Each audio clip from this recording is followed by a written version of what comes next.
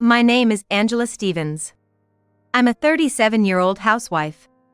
I met my husband, Tom, through our parents and eventually got married. We were just an ordinary couple, or so it seemed, but lately, Tom's been acting strange. Man, the meals Angela makes are really delicious. I'm so lucky to eat such great food every day. Angela, thanks for always keeping our home in order. It gives me peace of mind and helps me focus at work. It's my day off today, so I'll take care of everything at home. Leave it to me. Angela, just relax. This has been his constant behavior lately.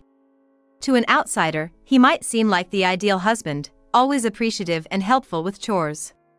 However, this behavior started abruptly just after we celebrated our 12th wedding anniversary. His over-the-top flattery and obvious behavior struck me as odd. I had a hunch about why Tom was acting this way. Angela. My in-laws called out to me worriedly as I left the living room, ignoring Tom singing badly while doing the dishes in the kitchen. I nodded firmly at them. I can do anything to protect my family. The plan was already in motion. All that was left was to wait for Tom to make a decisive move, and soon enough, that day came. So, Angela, you're cheating on me, aren't you? Excuse me? Tom, out of the blue, accused me of cheating to justify a divorce. Here, the divorce papers, he said, thrusting them at me with a triumphant smile. I silently signed the papers, a sure smile on my face hidden from Tom. After completing the papers, I confronted him about his secret. Suddenly, he brazenly admitted, I have a child with my mistress. After we divorce, I'll live with them in my house. Despite his infidelity, he had the audacity to say this. I decided to enlighten him with the truth. Which house are you talking about? You didn't hear, did you? Huh? Tom was dumbfounded. Just seeing his foolish face made all the pent-up frustration and anger from our marriage feel lighter. Yes, it had been a long journey to this point. I married Tom when I was 25, and I quit my job to become a full-time housewife. Although no romantic feelings developed between Tom and me, a familial bond formed over time, and I naturally wanted to protect this family. Perhaps because I had lost my parents by then. They passed away from illness shortly after seeing me in my wedding dress. They left me an inheritance that meant I'd never struggle financially, but money couldn't heal the pain of losing them. The ones who comforted me the most weren't Tom but my in-laws. We think of you as our own daughter, Angela. If you ever need anything, just ask. At that time, Tom had just finished the formalities at a funeral and said, I had plans with a colleague today. I'm good to go, right? And left promptly. His parents were outraged by such behavior, but they had known about his selfishness since his newlywed days, so I wasn't too surprised or disappointed. Gradually, I started getting closer to my in-laws, initially hesitant, but then more naturally. We would go out together, visit their home often, even stay over sometimes. This didn't sit well with Tom. Angela seems happier with my parents than with me. He would sulk like a child, saying such a thing. He would lock himself in his room until I apologized. To be honest, it was pretty troublesome. Tom seemed annoyed that I, at times, prioritized his parents over him. I never felt like I was favoring one over the other, but eventually, Tom must have said something because the invitations from my in-laws decreased. We don't want to intrude on your precious time as a couple, my mother-in-law would say sadly. But Tom often left me alone to go out. Because he's a man of many hobbies. I found it more worthwhile to study for a qualification than spend time with him. So, in a way, our marriage was smoothly drifting apart. Then one day, my father-in-law called to say my mother-in-law had been in a traffic accident. She was okay, but needed some assistance in daily life.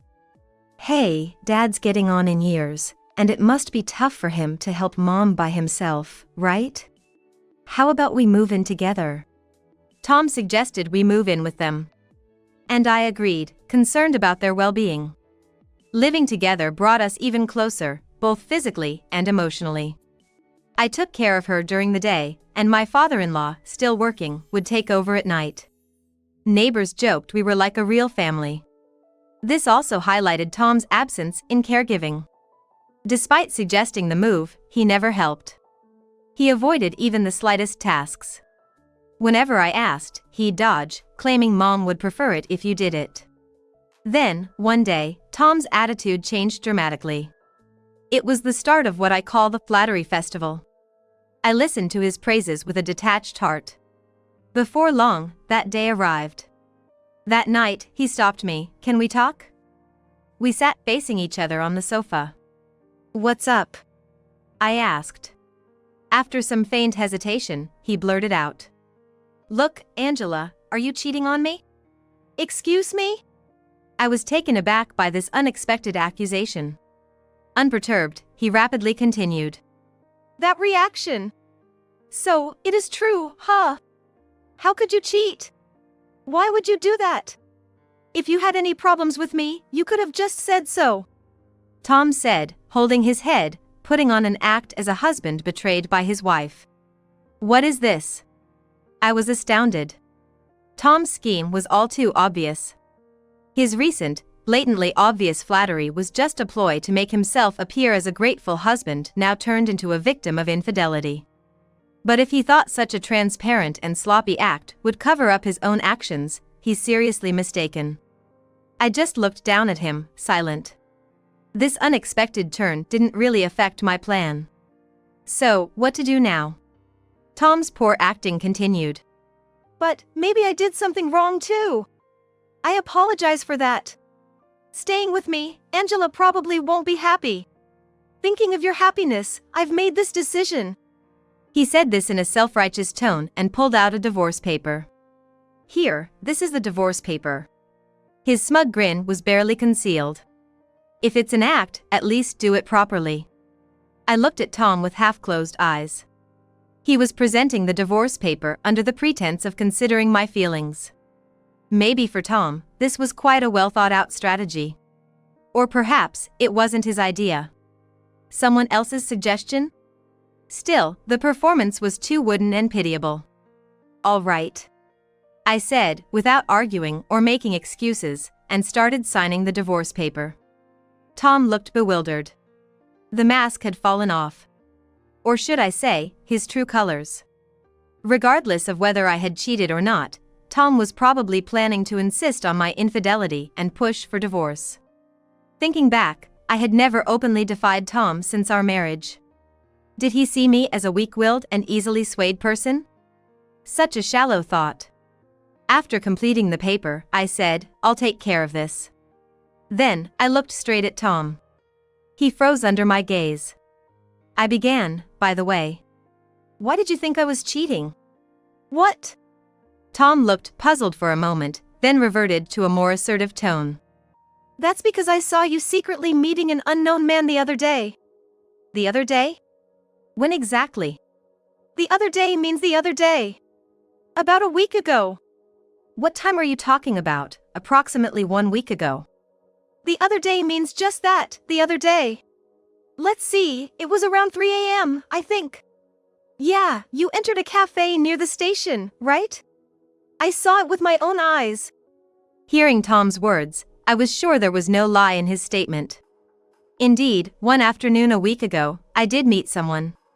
Tom must have seen this and conveniently used it as a pretext for divorce. "You don't usually have field work for your job, do you? Were you out of the office during work hours that day?" "Well, that day, I just happened to be outside." "Oh really? I thought maybe you were skipping work to meet your mistress."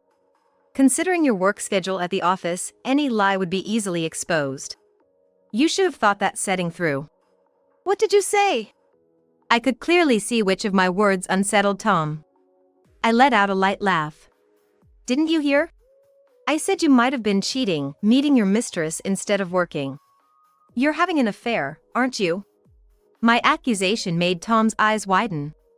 Then he retorted as if he had just realized something. "What are you talking about? You're the one cheating, aren't you? I saw it clearly with my own eyes. You were going into a cafe with another man. Is that all you have to conclude I'm cheating? That person was just an acquaintance. I'm not having an affair." "Shut up." Even though you have a husband, meeting with an unknown man alone, that's already cheating. What? I let out an incredulous what, in response to Tom's claim. It made no sense. What era or world was he talking about? Besides, you signed the divorce papers. That means you admitted to cheating, right? That's not true. How can I admit to something I never did? I signed the divorce papers simply because I wanted to divorce you too. Huh? Tom was taken aback by my unexpected rebuttal, his eyes wide open in shock. The look on his face said he never dreamed that I, his wife, would want to divorce him. I stood up, left the living room for a moment. I went to my room and took documents from the chest next to my bed, then returned to the living room. This is irrefutable evidence of your affair. I turned the envelope upside down, spilling its contents onto the coffee table. They were photos. Photos of Tom with a flashy dressed woman and a little boy who resembled him. To anyone unaware, they might seem like happy family photos. But there was more. Among the photos were pictures of Tom and the woman, arm in arm, entering a certain hotel. What? Tom's lips quivered at the sight of the numerous photos. Never thought you'd not only have an affair but also a child. With a sigh, I compared Tom to the photos. It was not me, but my father-in-law, who first noticed Tom's affair. Angela, can we talk for a sec? It seems like Tom might be having an affair. He said to me, sounding apologetic, making me feel sorry too. After hiring a detective agency, Tom's infidelity was confirmed. And it was more than just an affair, he had a child with his mistress. Realizing that this affair wasn't something recent, I was astonished. My in-laws, aware of this fact, condemned Tom's disloyalty and showed concern for me. Angela, you should divorce such a man. As much as he's my son, I'm ashamed. That's right. You don't have to endure this, Angela. If you divorce, we'll handle the aftermath. I nodded gratefully to their kind offer. Thank you. I, too, have been thinking about divorcing Tom. But I can't just leave it to you two. Could we possibly fight this together? So, my in-laws and I began a plan to teach Tom a lesson. I coldly addressed Tom, who was stunned by the scattered photos. So, you're planning to marry your mistress and move in here with your new family of 3 as soon as we're divorced, right? I heard your loud conversation at the cafe, recorded by the detective. He's really careless. I pulled out a voice recorder and played the conversation recorded at the cafe. Hey, Tom, when can we get married? Sally. I'm trying my best, but it's tough. It'd be easier if she cheated. Really? Hey, maybe we should set her up with a guy? I know just the right one. Come on, that's the last resort. Really? Anyway, I'm tired of that cramped apartment. Our son is so energetic, it's hard to handle. Did you leave him at your parents' today? Yeah. Mom was nagging me, telling me to stop wandering around and leaving the kid. I wish my parents would just die first. Everything would be smoother. It's so frustrating. Hearing this unbearable conversation, Tom looked up and exclaimed, "Fine. I've been having an affair. Are you happy now?" You admit it quite easily. The divorce is decided. It's pointless to hide it anymore. I'm going to marry my precious girlfriend and become a real family. The child is indeed mine, and we've planned to live together in my house after the divorce. And what about your parents?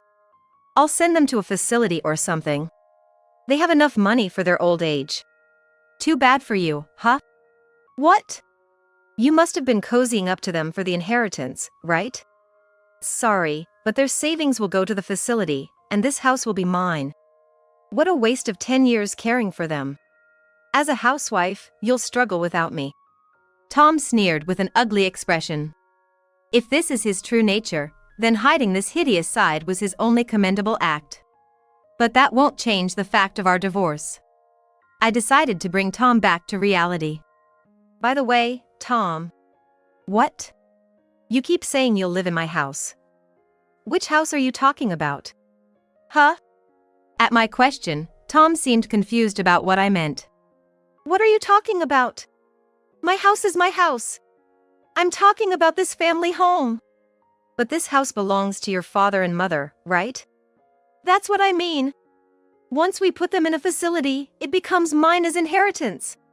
I'm their son, so I have the right? Tom answered irritably. I couldn't help but smile slightly. Really? You haven't heard anything at all. What? What's going on? This house is going to be demolished soon. What? Tom was utterly baffled by my words. His expression was amusing. This house will soon be torn down and turned into an empty lot. So, the house you were planning to live in with your mistress and child doesn't exist. What? I didn't know about this. Tom's voice echoed in shock. And to his "I didn't know," someone replied. That's not true, I told you clearly. What? Dad? Appearing in the living room were my father-in-law and mother-in-law in their night clothes. Both of them looked at Tom with utter disdain. Their gaze was so cold, it was hard to believe it was directed towards their own flesh and blood.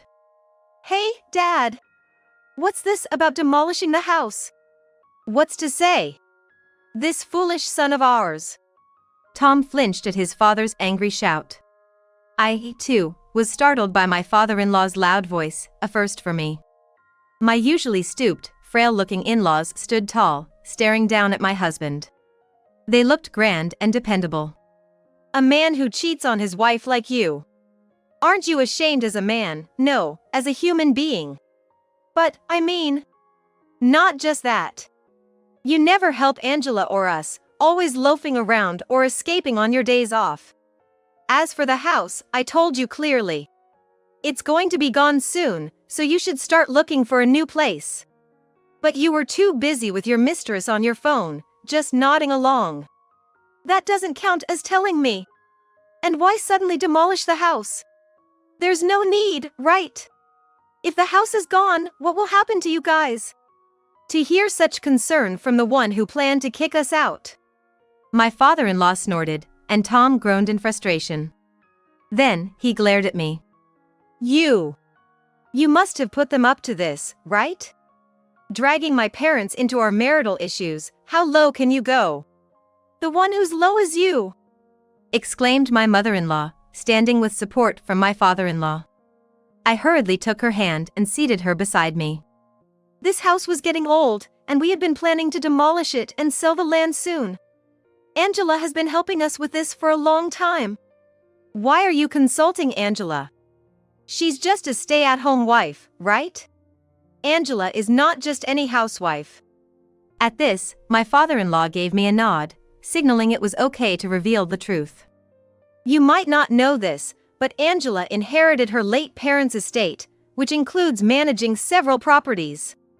She's been studying to handle this estate efficiently and even has several professional qualifications. As part of that, she's been advising us too. What? Tom's face showed shock for what seemed like the umpteenth time today. He turned to look at me with a creaky, rusted machinery-like movement. Sighing, I confirmed, what he said is true. The inheritance from my parents wasn't just money, it included several apartments and buildings. My parents were into real estate investments, and they always told me to study it since I would inherit it someday. So, while I am a housewife, I have rental income from these properties. Probably several times more than Tom's salary. Tom's mouth moved soundlessly, still in shock. Seeing his reaction, I was glad I hadn't told him about the inheritance. I had considered telling him at my parents' funeral but lost all inclination when he hurried off to have fun. Now, I could present it as the ultimate shock. I said to Tom. By the way, about your misunderstanding that I was having an affair, the person I met that day was a lawyer. I'll be taking substantial alimony for cheating, so be prepared.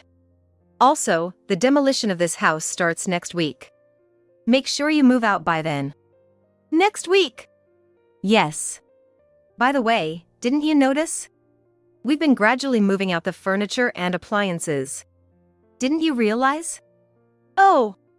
His reaction made it clear he never really cared about us. Leaving a stunned Tom in the living room, I urged my in-laws to return to their room. Don't worry. I'll take care of the divorce papers. As I closed the living room door, I saw Tom collapse. I closed the door anyway. We did a small high five outside the now closed door. It was a sign of closure, but it wasn't over yet. The intercom rang loudly in the dark hallway. Instinctively, we all looked towards the entrance. The intercom rang incessantly with a shrill, persistent sound. Moreover, I could hear someone rattling the door. Could it be a burglar? I wondered. But then, "Hey, Tom! Open up! Didn't you see my message? My electricity is cut off. It's so cold I might die. I don't care if your wife is there. Just let me in." The shrill voice of a woman echoed through the door. That voice. Unmistakably, it was Tom's mistress. Showing up at such an hour, utterly inconsiderate. But what else to expect from someone involved with a married man? Clearly, she only thought of herself. I sighed heavily and signaled to my in-laws that I would handle the situation. Then, I went back to the living room. Tom was staring at the intercom monitor, surprised by his mistress's sudden arrival. He was startled to see me return too. "Oh, this is... Looks like you have a visitor," I said. I grabbed Tom's arm, trying to make excuses, and dragged him to the front door. I opened the door, pushed Tom out, and quickly closed and locked it. "Hey! Open up! Let me in!" "Tom, you finally came out. But who was that just now, your wife? She looks so plain." "Hey, why are you here? I told you not to come near my house." "Because... I don't know why, but my electricity got cut off. My heater won't work. Do you want me to freeze to death?" "I can't deal with this now. Angela, please. Open the door. I'll send her away right now." "What? Did you even listen to me? Please, Sally. Just go home for today. Here, I'll give you money for a hotel." Their loud conversation was clearly audible through the door. It was only a matter of time before the neighbors called the police. Then I remembered something important and returned to the intercom. "Hey, Tom." "Angela, just wait, Is that mistress's child really yours?" "What? What are you saying? Just because you're not loved by Tom, you don't have to lie." "No, it's not a lie. According to the detective agency, Sally, right? You've been dating multiple men, not just Tom, for several years." "What are you suddenly saying? What do you mean? You said for sure it's my child." "Well, it seemed like the timing was right." "Timing? You admit there are other men. That's..." Their argument intensified with my revelation. Soon, the sound of police sirens reached my ears. My father-in-law nodded at me, holding his smartphone. Apparently, he had called the cops. The two were still arguing loudly as the police arrived and took them away. Such a disturbance. I felt suddenly exhausted. "I'll submit the divorce papers first thing tomorrow morning." I thought this as I explained the situation to the police. The next day, following my resolution from the previous night, I submitted the divorce papers to the municipal office. Then, the day to demolish my in-laws' house arrived quickly. Surprisingly, Tom moved out before us, apparently crashing at his mistress's place. I was curious about the paternity of the child in question, but well, it didn't matter anymore. We too moved out of the house filled with memories. About a month later, I received an unexpected call from Tom. Despite my instruction to communicate through a lawyer, I answered the persistent ringing. "Hello? Angela, please, I need your help." "Yes?" I asked, startled by Tom's sudden cry for help. Then, he dropped a bombshell.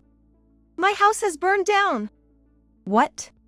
He explained that after moving to his mistress's apartment, he accidentally started a fire due to a careless cigarette. I was surprised to hear that Tom had started smoking. Perhaps he began after our divorce? Surprised by the fire, Tom fled, leaving his mistress and child behind. As a result, the mistress suffered facial burns, and the child had complications from smoke inhalation. Moreover, they were homeless now and faced a claim for damages from the landlord. Well, it was a logical consequence. Please, Angela, you're the only one I can turn to. You own apartments, right? Please, let me, Sally, and the child stay in one. We need a place to live. Is this what they mean by audacity? I can't help but be impressed. I could let you stay, I said, and Tom's voice mixed surprise with joy. Really? But then, I brought him back to reality. But I doubt you'd pass the screening, and with alimony and damage payments, I don't think you can afford the rent for my apartments. So, no. But why not? We were married, weren't we? You could help a little. We were married, now we're strangers. And did you ever help me? I'm hanging up now. Goodbye. Later, I heard through the grapevine that Tom had to borrow money to pay alimony and damages. His mistake with the fire spread as a rumor, forcing him to quit his job. Now, he's juggling multiple part-time jobs to repay loans and cover the continuous expenses. The mistress, sustaining burns, clung to him, demanding treatment costs for herself and the child.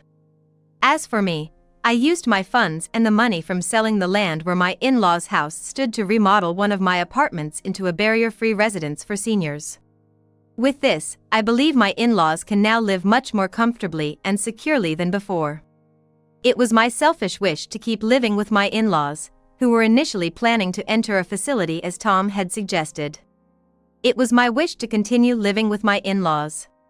When I expressed my desire to continue living with them, they were moved to tears of joy. Our relationship has evolved beyond in-laws. We are a new family, planning to live together harmoniously.